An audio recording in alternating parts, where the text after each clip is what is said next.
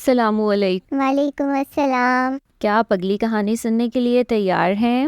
جی دادی جان، آج ہم کس پیغمبر کی کہانی سنیں گے؟ آج ہم حضرت ایوب علیہ السلام کے بارے میں جانیں گے۔ حضرت ایوب علیہ السلام کا تعلق روم سے تھا۔ کہا جاتا ہے کہ آپ کی والدہ حضرت لوط علیہ السلام کی بیٹی تھیں کہ والد ان خوش نصیبوں میں سے ہیں جو حضرت ابراہیم علیہ السلام پر اس دن ایمان لائے تھے جس دن آپ کو آگ میں ڈالا گیا تھا اور آگ ٹھنڈی ہو گئی تھی۔ حضرت ایوب علیہ السلام کو اللہ تعالیٰ نے بہت ہی مال و دولت سے نوازا تھا، تو آپ کے پاس ہر قسم کا سامان تھا، چاہے وہ مویشی ہو، غلام ہو، زمین ہو یا کچھ بھی، سب آپ کی ملکیت تھا۔ مال و دولت کے ساتھ ساتھ اللہ تعالیٰ نے آپ کو بہت سے بیٹے اور بیٹیاں بھی دے رکھی تھیں۔ حضرت ایوب علیہ السلام ان لوگوں میں سے تھے جو اللہ تعالیٰ کی دی ہوئی ان تمام نعمتوں کے لیے ہر وقت ان کا شکر ادا کرتے۔ وہ اللہ تعالیٰ کی عبادت کرتے اور وہ غریبوں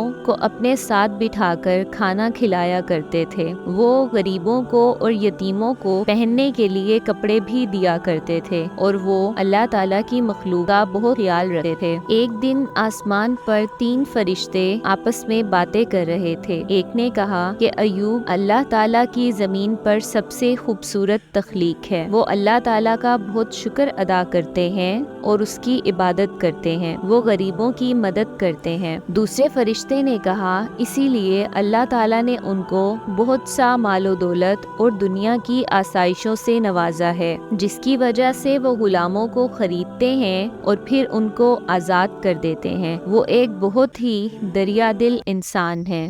دریا دل کا کیا مطلب ہوتا ہے؟ دریا دل کا مطلب ہوتا ہے بہت کھلے دل کے انسان، دوسروں پر خرچ کرنے والے، اس طرح کہ اس اجر کی امید صرف اللہ سے رکھتے ہیں۔ جب شیطان نے یہ سب باتیں سنی تو اس کو بہت غصہ آیا۔ وہ پیغمبر علیہ السلام کے پاس آیا اور اس نے کوشش کی کہ پیغمبر علیہ السلام ان تمام نعمتوں کے لیے اللہ تعالیٰ کا شکر ادا کرنا اور اس کی عبادت کرنا چھوڑ دیں، مگر پیغمبر علیہ السلام کا ایمان بہت مضبوط تھا اور شیطان اس میں کامیاب نہ ہو سکا۔ جب شیطان کی یہ چال ناکام ہو گئی تو اسے بہت غصہ آیا۔ وہ اللہ تعالیٰ سے بولا کہ یہ آپ کی عبادت تو ہر وقت کرتے رہتے ہیں مگر یہ ایماندار نہیں ہیں، کیونکہ حضرت ایوب علیہ السلام آپ کا شکر ادا کرتے ہیں اور آپ کی عبادت کرتے ہیں اور آپ ان کو دولت سے نوازتے ہیں۔ اگر آپ ان سے یہ دولت چھین لیں تو وہ آپ کا شکر ادا کرنا بھی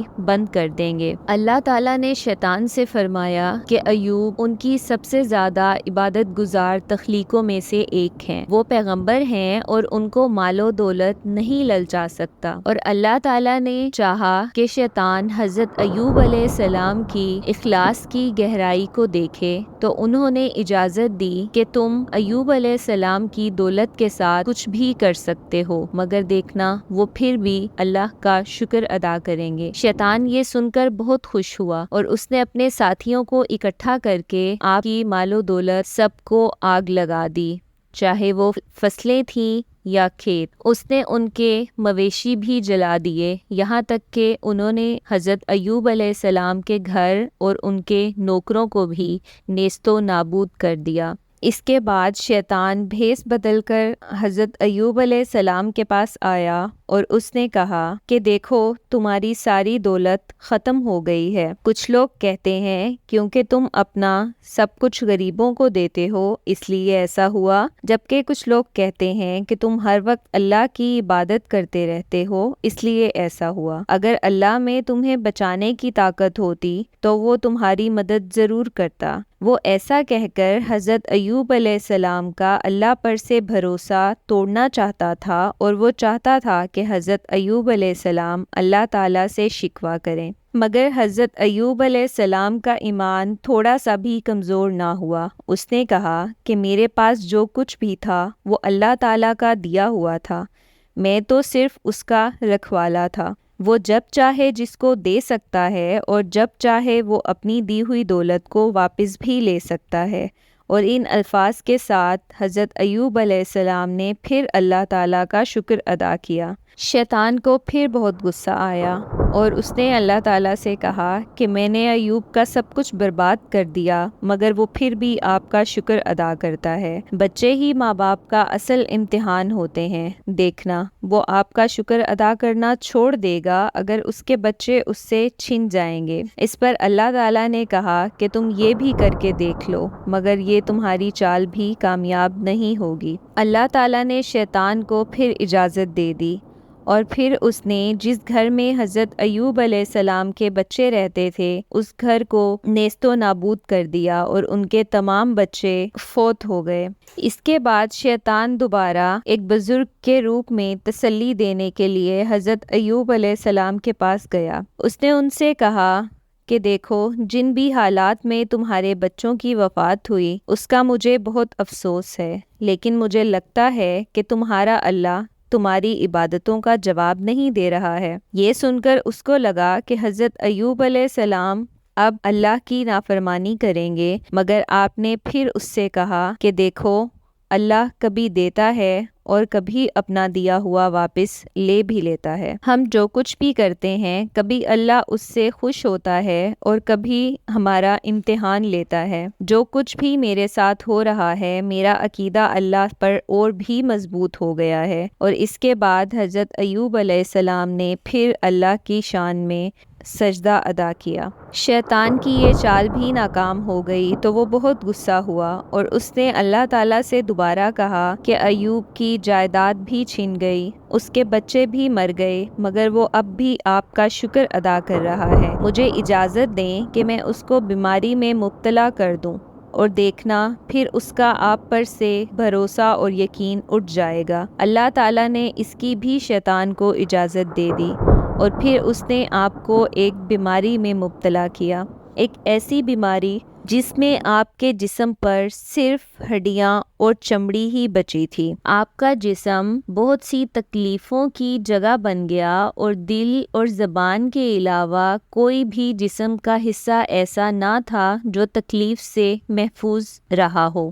اللہ تعالیٰ نے آپ کے دل اور زبان کو اس لیے محفوظ رکھا تھا کہ آپ اس سے اللہ کا ذکر کرتے رہیں، اور اس تکلیف کے باوجود بھی حضرت ایوب علیہ السلام بہت صبر اور شکر سے رہ رہے تھے۔ رات ہو یا دن آپ نے سارا وقت اپنے اللہ تعالیٰ کی یاد میں بسر کیا اور شکایت کا ایک لفظ بھی زبان پر نہ لے کر آئے، یہاں تک کہ بیماری بہت لمبی ہوتی گئی۔ آپ کے ساتھ رہنے والے آپ کو چھوڑ کر جانے لگے، دوست آپ کا ساتھ چھوڑ گئے، اور بات یہاں تک آ پہنچی کہ آپ کو شہر سے اٹھا کر گندگی کے ایک ڈھیر پر پھینک دیا گیا۔ ان کی ایک بیوی جس کا نام رحمہ تھا وہ آپ کے پاس رہی۔ ان خوش قسمت خاتون نے آپ کی مسلسل دیکھ بھال کی اور ایک لمحے کے لیے بھی وہاں سے جدا نہ ہوئیں۔ وہ آپ کا ہر کام کیا کرتی تھیں اور دوسروں کے گھر کام کر کے حضرت ایوب علیہ السلام کے لیے کھانے اور دوا کا بندوبست کرتی تھیں۔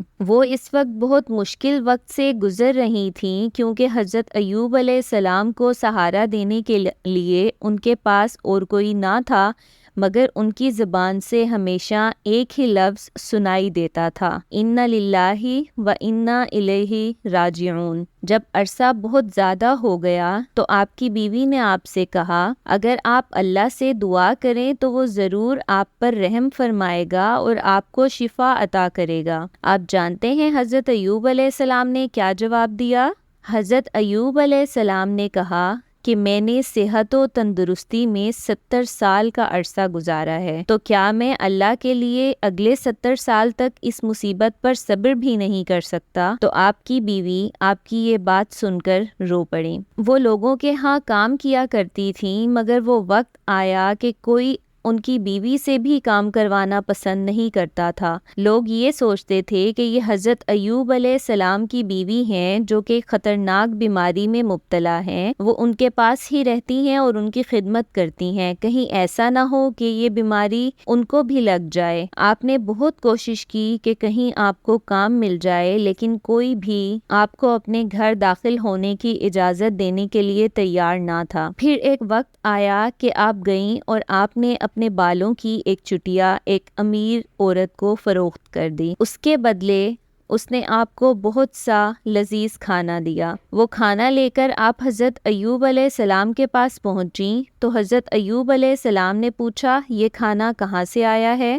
تو انہوں نے عرض کیا کہ میں یہ لوگوں کی خدمت کر کے لے کر آئی ہوں۔ تو حضرت ایوب علیہ السلام بہت حیران ہوئے۔ اگلے دن پھر کہیں سے کام نہ مل سکا تو پھر انہوں نے اپنے بالوں کی ایک اور چٹیا کو بھی فروخت کر دیا اور حضرت ایوب علیہ السلام کی خدمت میں کھانا لے کر حاضر ہوئیں تو آپ پھر بہت حیران ہوئے اور آپ نے اپنی بیوی سے فرمایا خدا کی قسم میں کھانا نہیں کھاؤں گا جب تک آپ یہ نہیں بتا دیتی کہ یہ کھانا آیا کہاں سے ہے۔ تو حضرت ایوب علیہ السلام کی بیوی نے اپنے سر سے دوپٹہ ہٹایا تو ان کے بال موجود نہیں تھے۔ حضرت ایوب علیہ السلام کو بہت دکھ ہوا اور انہوں نے اللہ تعالیٰ کی بارگاہ میں عرض کیا کہ اے مولا مجھے پہنچی ہے سخت تکلیف اور بے شک تو ارحم الراحمین ہے۔ کہا جاتا ہے کہ حضرت ایوب علیہ السلام کے 2 بھائی تھے، وہ بھی آپ سے ملنے آتے تھے، لیکن ایک وقت آیا کہ وہ بھی بدبو کی وجہ سے آپ کے قریب نہ آ سکے،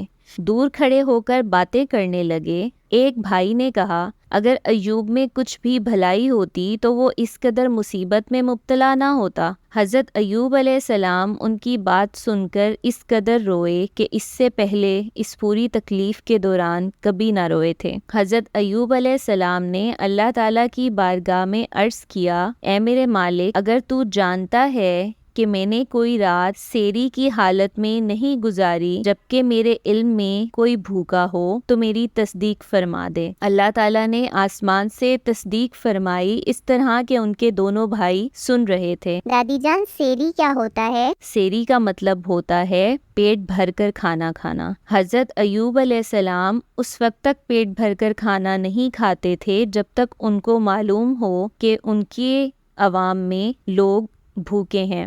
پھر آپ نے عرض کیا میرے پروردگار اگر تو جانتا ہے کہ کبھی ایسا نہیں ہوا میرے پاس 2 قمیضیں ہوں اور میں نے کسی کو ایک قمیض تیری راہ میں نہ دے دی ہو تو میری تصدیق کر دے۔ آسمان سے اللہ تعالیٰ نے اس بات کی بھی تصدیق فرمائی جبکہ ان کے دونوں بھائی اپنے کانوں سے سن رہے تھے۔ پھر آپ نے عرض کیا اے میرے خدا تیری عزت کی قسم اور سجدہ میں اپنا سر رکھ دیا۔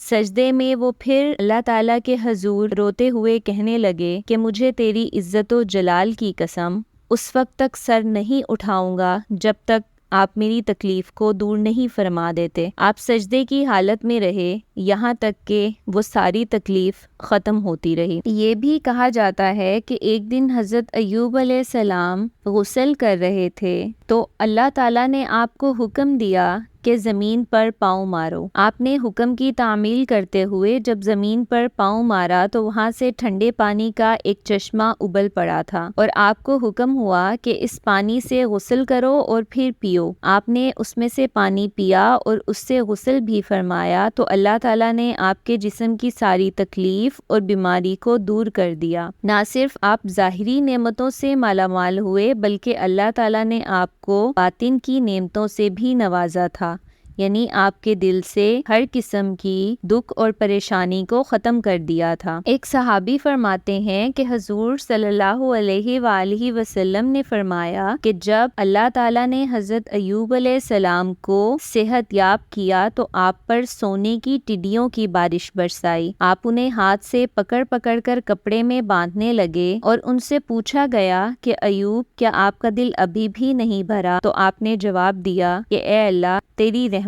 سے کس کا دل بھر سکتا ہے۔ تو جب غسل کے بعد آپ کی بیماری دور ہو گئی اور آپ کی بیوی آپ کو تلاش کرتے ہوئے وہاں پر آئیں تو ایک شخص دیکھا جو بہت خوبصورت اور ایک خوبصورت لباس پہن کر سامنے بیٹھا ہے۔ وہ آپ کو پہچان نہ سکیں اور کہنے لگیں اے اللہ کے بندے وہ بیمار شخص کہاں گیا جو یہاں رہا کرتا تھا؟ کہیں اسے کوئی بھیڑیا تو نہیں اٹھا لے گیا؟ وہ کچھ دیر آپ سے باتیں کرتی رہی۔ آپ نے فرمایا تیرا بھلا ہو میں ہی تو ایوب ہوں۔ کہنے لگی اے اللہ کے بندے کیوں مجھ سے مذاق کرتے ہو؟ تو آپ نے اپنی بیوی کو بتایا تیرا بھلا ہو میں ایوب ہوں اور اللہ تعالیٰ نے تمام بیماریوں کو مجھ سے دور کر کے مجھے دوبارہ صحت مند جسم عطا کیا ہے۔ تو اللہ تعالیٰ نے حضرت ایوب علیہ السلام کا تمام کھویا ہوا مال، اولاد اور ان کی صحت ان کو واپس کر دی۔ حضرت ایوب علیہ السلام کی بیوی رحمہ نے جب ان سے کہا کہ آپ اللہ کی عبادت کرتے ہیں اور اس کا شکر ادا کرتے ہیں، پھر بھی اللہ نے آپ کو اس آزمائش میں ڈالا، تو آپ اس سے دعا کریں کہ وہ آپ کی تکلیف کو دور کرے۔ تو حضرت ایوب علیہ السلام کو بہت افسوس ہوا اور انہوں نے کہا کہ خدا کی قسم، اگر میں ٹھیک ہو گیا تو میں تمہیں 100 کوڑے ماروں گا۔ انہوں نے ایسا غصے میں کہا تھا، لیکن جب وہ صحت یاب ہوئے تو انہیں بہت افسوس ہوا کہ وہ اپنی قسم کا کیا کریں، کیونکہ وہ اپنی بیوی کو ان کی خدمت کی وجہ سے مارنا نہیں چاہتے تھے۔ تو انہیں اللہ تعالیٰ نے ان کے دماغ میں ڈالا کہ وہ 100 لکڑیوں کا ایک گچھا بنائیں اور 100 مرتبہ مارنے کی بجائے ایک مرتبہ ہی ان کو ہلکا سا مار دیں تو ان کی قسم پوری ہو جائے گی۔ تو انہوں نے اس طریقے سے اپنی قسم کو پورا کیا۔ انہیں اپنی بیوی پر اس لیے غصہ آیا تھا کیونکہ وہ بھی اللہ کا شکر ادا کرتی تھیں، ان کی رضا میں راضی تھیں، مگر شیطان کے بہکاوے میں آ کر انہوں نے حضرت ایوب سے ایسی بات کہی تھی۔ تو اللہ تعالیٰ نے ان کے صبر کے نتیجے میں ان کو پہلے سے زیادہ خوبصورت اور توانا کر دیا تھا۔ توانا کا کیا مطلب ہوتا ہے دادی جان؟ توانا کا مطلب ہوتا ہے طاقتور۔ یہاں تک کہ آپ کے ہاں 26 بچے پیدا ہوئے تھے۔ تو بچوں، کیا آپ بتا سکتے ہیں کہ اس کہانی سے ہمیں کیا سبق ملتا ہے؟ اس کہانی سے ہمیں یہ سبق ملتا ہے کہ ہمیں اللہ تعالیٰ کی طرف سے دی گئی تکلیفوں پر صبر کرنا چاہیے اور اس کا شکر ادا کرنا چاہیے۔ جی بالکل، یہ واقعہ ان لوگوں کے لیے نصیحت ہے جو کسی جسمانی بیماری میں مبتلا ہوں، یا جن کا مال یا دولت چھن گیا ہو، یا جن کے بچے فوت ہو گئے ہوں،